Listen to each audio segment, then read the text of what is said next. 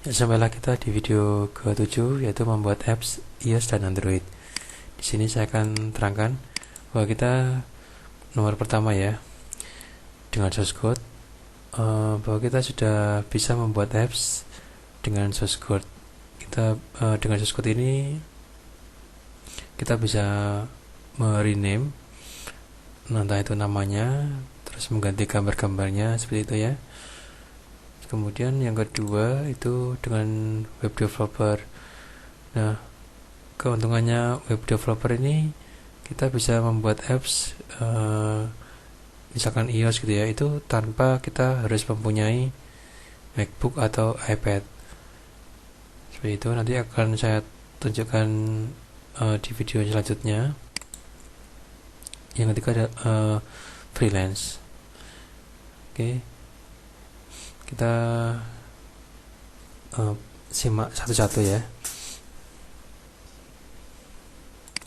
Untuk source code ini teman-teman bisa beli di Kode Canyon atau di Java Mobile atau googling ya. Di tempat lain juga bisa. Di kedua website ini sudah pernah saya transaksi dan aman. Kemudian teman-teman yang kedua bisa mendapatkan source code ini dengan cara odong-odong atau urunan. Misalkan belinya di Kode Canyon urunan gitu bisa, atau yang ketiga bisa barter dengan teman-teman. Misalkan teman satu dengan teman yang lain punya source code yang berbeda, bisa saling barter sehingga semakin banyak source code yang dimiliki. Oke, yang kedua adalah web developer. Web developer ini saya sudah gunakan. Yang sudah saya gunakan adalah AppsWoman.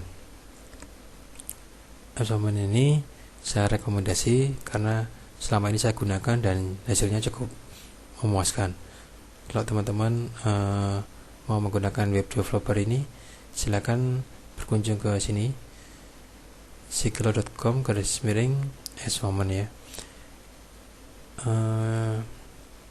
Dengan adanya web developer ini, kita misalkan membuat apps iOS, kita tanpa MacBook atau iPad pun kita bisa membuat apps ya. Oke, yang ketiga freelance. Freelance ini ada audes.com, Elance, freelance.com, kemudian guru.com. Nah, jujur saya belum pernah menggunakan jasa keempat ini ya, freelance, karena saya sendiri bisa membuat apps, entah itu membeli script atau source code di Kode Canyon atau yang lain, atau menggunakan web developer. Jadi saya belum pernah menggunakan freelance. Oke. Untuk video berikutnya kita bahas untuk membuat apps iOS menggunakan source code.